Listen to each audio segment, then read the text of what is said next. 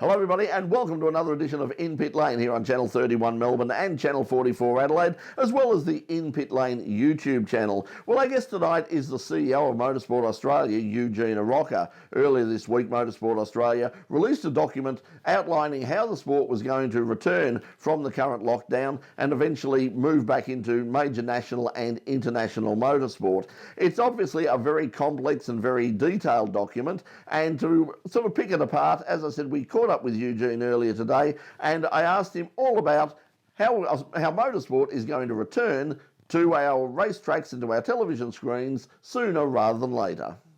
So joining us from the Motorsport Australia house, the headquarters of Motorsport Australia, is the CEO of that organisation, Eugene Arocca.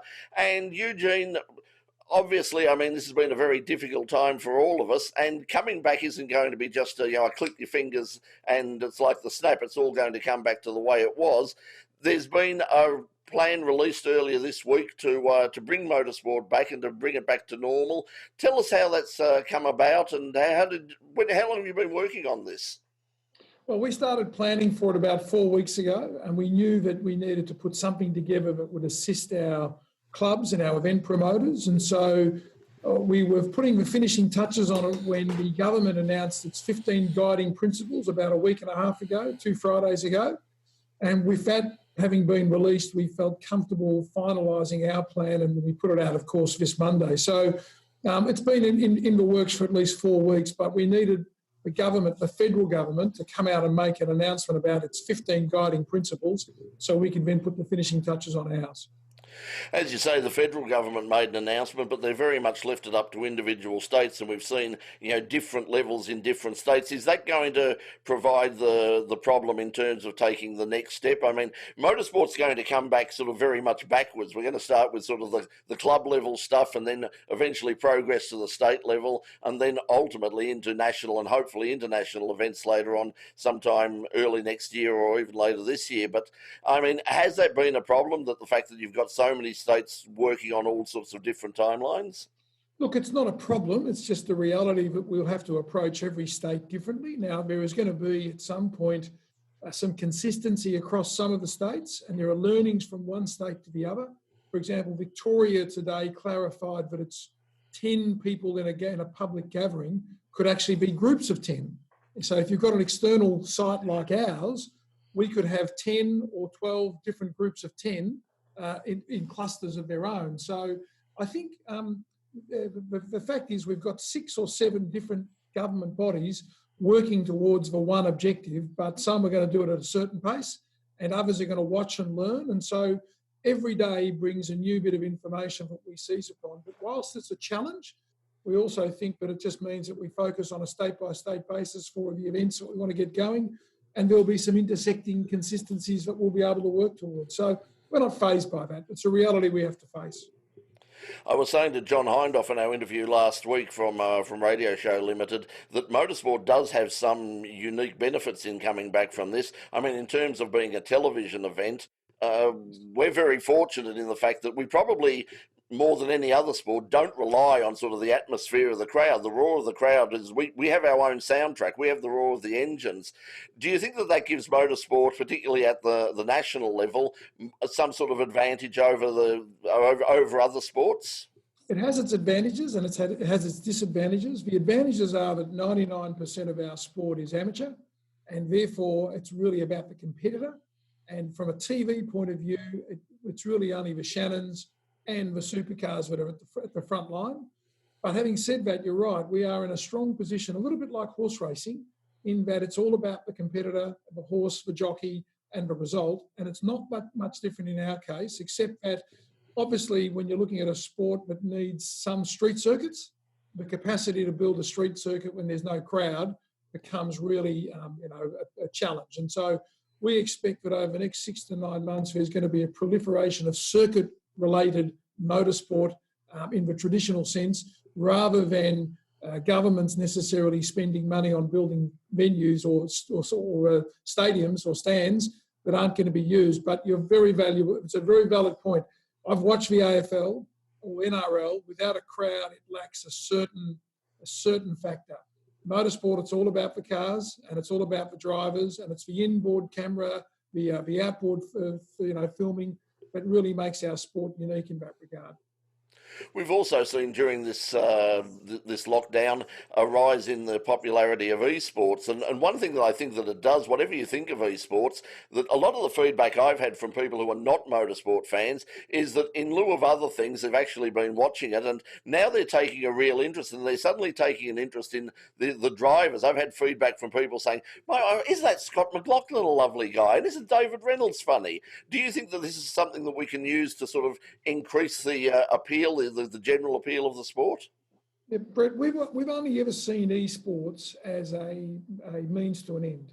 And the means to the end is getting people off their bums from a lounge suite or a lounge chair into a venue and getting to experience motorsport. You and I both know that when you get to a track and you're close enough to the action, the smell of fuel, the bite of the tyres, and the sheer thrill and the exhilaration, you can't capture that on a TV screen. And I would think, or certainly in an esports, and I would think that for us, the opportunity, and it's really good that they're getting celebrity drivers coming in, champions of the past, AFL players. And I really think for us, it's an opportunity to tap into the interest and see if we can merge that into real life competitors, real life attendees, real life spectators. So we're actually looking at creating an e-license that can then be transposed into a real license when they come to Sandown or they come to Tatum Bend. So I think it's really an opportunity. Like you, it doesn't ring my bell. Watching an esport collision isn't quite the same as watching the bump and grind of a real supercars event, but it has certainly filled a gap. There aren't too many other sports that can have competitors actually engaged in esports themselves. And so we're seeing it as an opportunity to migrate people across to the real thing, because you and I both know there's no substitute for the real thing. Yes, that's for sure, and hopefully we'll get back to the real thing and we'll find out a bit more about how we're going to come back to it, and also what's been happening at Motorsport Australia over this period of inactivity on the track. But we're going to take a break right now on In Pit Lane, and when we come back we're going to have more from the CEO of Motorsport Australia, Eugene Arocca. Stay tuned, we'll be right back. Welcome back to In Pit Lane. Our guest tonight is the CEO of Motorsport Australia, Eugene Arocca. And Eugene, earlier this week you did manage to give us a pathway back to motorsport. Just briefly, for people at home, it's a very complex sort of pathway back, as it needs to be. But in simple terms, what sort of things are we looking at? What are the stages between sort of, going from small level 1 through until we get things like supercars and the Bathurst 12 Hours and those sorts of events? Well, in broad terms, Brett, it's about seeing and making sure that at the initial stages, our smaller events and our smaller activities comply with the restrictions that have been put in place. It's much easier to manage and oversee and review when you've got 20 people at a venue racing 10 cars with all the social distancing and other requirements. It allows us to see how it works in practice to then roll it up to bigger crowds as the restrictions are relaxed. So for us, this plan is pretty comprehensive in what is expected. I think it's going to be a challenge for some of the event operators to meet some of those requirements, but we're there to help them. We've got a resources toolkit that sits behind the plan, many pages of information and forms that can be filled in. But for me, it's about rolling out at the basis level and building up to supercars and nationals and international events. But the sad reality, Brett, as I sit here now, is that we're not likely to have spectators at motorsport events at the highest level, probably for another 6 to 9 months. So for us, the plan, it's more what sits behind the plan, the implementation, seeing how our clubs and event operators meet the challenge of social distancing and running the sport with all these new requirements. And I think that's the new normal. The COVID-19 new normal is with us for at least 12 to 18 months. And so we really think that this building from the ground up is going to be able to position us to be able to put on the big events. I will add this,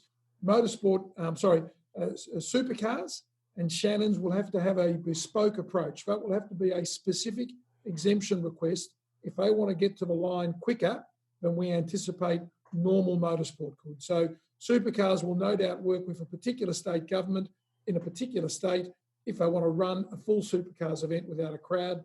and we're there to work with them. So that's a separate piece of work.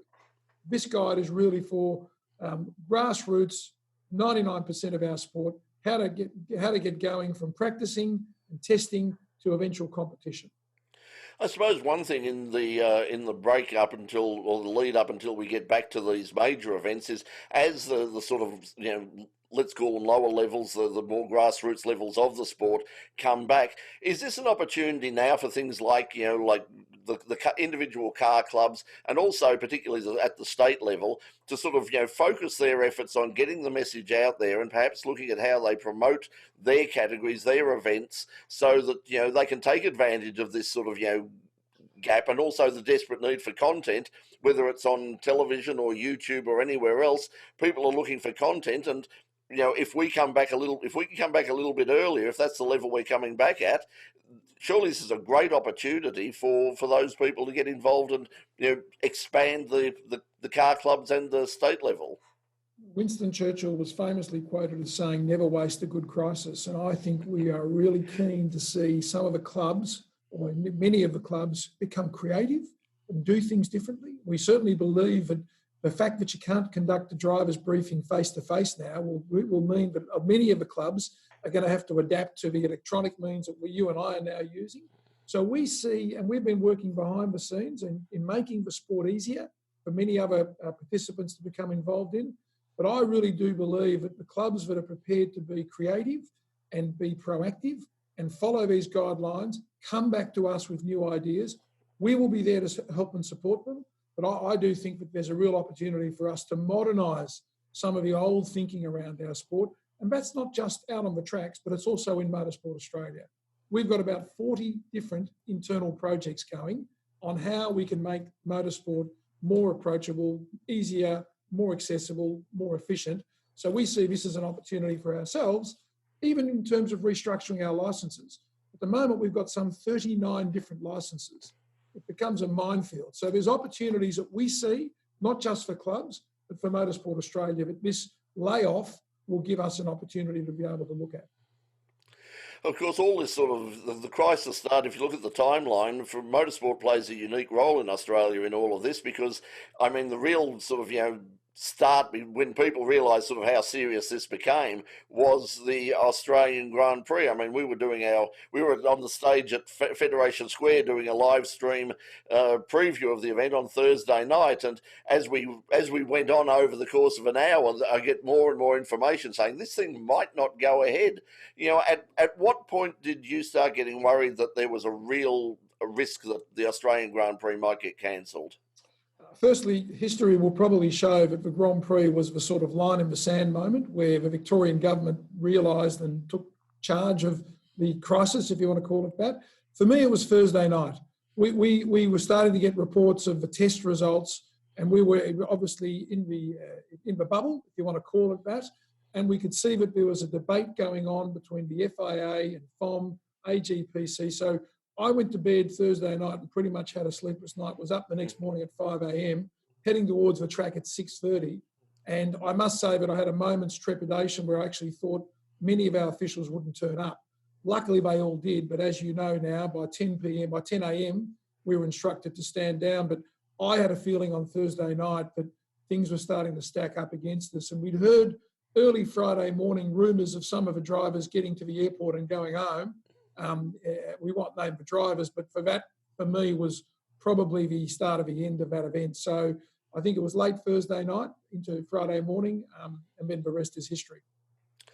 Well, it was obviously a significant moment in not just motorsport history, but what has turned out to be our country's history. We'll find out more about what Motorsport Australia has been doing during this lockdown, and also, once again, plans for the future and to restart motorsport. You're watching In Pit Lane. Our special guest tonight is the CEO of Motorsport Australia, Eugene Arocca. Don't go away, and we'll be right back.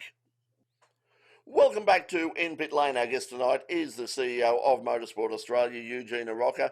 Eugene, you mentioned the situation regarding the Australian Grand Prix and also the marshals. This is one of the unique things that motorsport does have, however, is the marshals are an integral part of any motorsport event at any level, whether it's a a club day, a state round, a supercar round, all the way through to the Grand Prix. We need our volunteer marshals. And it's safe to say that a lot of those people are probably, in terms of their age, at least in the high-risk group. Is this something that's sort of that worries you in terms of when we come back? I know there's a lot of people who are saying, we're coming back, we're just desperate to come back, but it's really important to protect these people. And how are you going to change things there for the marshals to make sure that they're protected? It's a very good question, Brett. And the reality is that demographically, our officials have always been at the older end of the spectrum. We're using this layoff to try and recruit younger officials and get more people involved in the sport through our modules and online modules. People are sitting at home at the moment without a job, or they're working 1 or 2 days. So we've made it really easy for them to connect via our website to learn how to become a marshal or an official. But getting back to your first point, we're going to make sure that our officials that are in the vulnerable group make certain declarations before we allow them back to venues, because we're very concerned that a 70-year-old official who might have a pre-existing condition isn't in the line of fire. So everyone from employees of Motorsport Australia, we've got the great Tim Schenken, who's well into his 70s, even though he'd probably deny that, to many people out on the track who we just need to protect for their own benefit. And so we'll have a number of declarations and requirements put in place around their needing to be aware of that risk before they actually sign up for an event. But having said that, we're very encouraged that our numbers are still pretty strong for officials. And there's no doubt that there is a demographic challenge, but we're up for that, and we're coming up with ways to make sure that young people can connect through the sport via online modules without necessarily having to go through too much red tape. So how do you think this crisis, I mean, it's changed so many things. It's changed, how we're doing the show at the moment. It's changed just everything in terms of media, in terms of the day-to-day, it's education, the use of, as you say, technology like this, like Zoom and Skype and those sorts of things. How do you think this will change the sport long term? Look, I don't think it will change the fact that motorsport is in our DNA. And I don't think it will change the fact that it's a thrilling, exhilarating sport that needs to be seen up close. I don't think that'll change. What we have seen will change is the way in which we operate around the edges. Everything from drivers' briefings to scrutineering to contact with all the competitors to managing our officials, all that is being reviewed. So I think we're going to take this opportunity to make sure that that DNA is preserved, but more importantly, make it easier for our people to get involved in the sport. We've always been seen as a red tape sport because of the safety requirements, but ultimately, as long as we can keep the sport safe, we've got a great record in that regard, we see this as an opportunity to cut some of the bullshit, make it easier for people without having to fill out 6 pages of forms to really be able to engage with the sport from a competitor right through to a spectator. So I think the long answer to your question, Brett, is nothing's going to change with thrills and spills of motorsport, but we want to see whether when we come out of this, we're able to find ways to engage more with our fans, our competitors, our officials, our sponsors, our stakeholders. And that's the challenge for me as a CEO and for our staff. But I'm really encouraged by what I'm reading and seeing internally about some of the ideas that have been brought forward for us to review. We've seen at the top level, obviously, there are huge challenges involved, and we're already involved for things like supercars in terms of their television rights, the loss of Holden. Is that something that sort of Motorsport Australia is getting involved with or wants to be a part of in terms of helping the supercars or helping the larger section of the sport as well in terms of they're, I suppose, the showroom of the sport to a lot of average Australians. So what are you doing, or what can Motorsport Australia do in terms of helping out to try and keep those series strong? Because even without this, supercars had some really big challenges ahead. 2 things, Brett. Supercars are our biggest client. The perception that supercars hang off Motorsport Australia and don't really contribute much to motorsport is nonsense. They provide a significant level of funding that goes back into the sport to drive amateur sport. Secondly, they are our showcase. They are our premier product. They are the ones that attract the eyeballs. That's why we're the 4th most attended, 3rd most watched sport. I have absolute confidence in Sean Seamer and his capacity to do this television deal. I think that they will get there eventually. There's just a bit of the usual posturing that goes on. But I would say that that's not going to be a long-term problem. In the short term, our work has been working behind the scenes to get them on the tracks.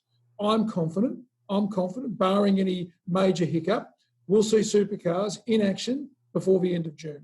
I can't say where and when, but as we speak, we're working with supercars to get them the necessary exemptions. So the teams of TV production, all the teams of categories and the officials and the drivers can all come together at a venue and put on a show. And I reckon when we crack that first event, whether it's whether it's Northern Territory or New South Wales, even Victoria, when we crack that first event, then I think the sport will really start to breathe. So again, the long answer to your question is very important to us and very important to the sport. And we're working hand in glove with Sean and his team on everything from the operational elements to lobbying government. So right behind our plan that was put out this Monday, they're preparing their own plan with our support that will go to all the various state governments. And we're looking for the first state government to say, yep, we're up for it. We're going to work with you to give you an exemption. I'm confident that's going to happen before the end of June. You mentioned earlier the online things, just before, as we wrap this up, for people at home who are interested in becoming a part of it, particularly younger people who are interested in becoming officials, but also for your existing officials and Motorsport Australia licence holders. Where do they go? What's the website and how do they find out more? It's very easy, motorsport.org.au. You click, you'll see there's a number of tags that you can click on. The obvious one is how do I start? And that will give you options on everything from base level licensing to officiating. It's a pretty informative website, motorsport.org.au. Click on it. We want more people to sign up. We want more people to watch our website and see what's going on. And more importantly, give them information about the day-by-day changes to our environment caused by COVID-19. And we've been very proactive as a national sporting body, getting lots of information out there to our members and clubs. So motorsport.org.au is where you go for all the information. Well, we look forward to seeing cars back on track again at whatever level it is. Hopefully the supercars and at the top level very soon as well. That's good news that that's what's being planned at the moment. Eugene, once again, thank you for joining us here on In Pit Lane, and thank you for the work that you and the guys at Motorsport Australia are doing. But for now, as I said, thanks for joining us in Pit Lane. Thank you very much, Brett. All the best. Well, thank you to Eugene Arocca and thank you to you at home for watching us here on In Pit Lane. Hopefully we'll see you again next week. We're coming to an end for our season here on Channel 44 and Channel 31, and hopefully not the end of community television overall. I mean, we've been a part of this scene now for 24 years in Melbourne, and we certainly want it to continue so we can come back when cars do get back on the track. We can be here to tell you all about it. So please support community television. Contact your local MP and ask them how they are supporting local TV here in Melbourne and Adelaide, and of course right across Australia. But until we see you next week at the same time on Channel 44 and 31, from all of us here at In Pit Lane, it's bye for now. Hi, thanks for watching. If you'd like to catch up with more local and international motorsport news, remember to subscribe and like the In Pit Lane YouTube channel. Also, check out some of our other videos that you can see over there, or perhaps over there. I don't know where I put them yet, but they're here somewhere.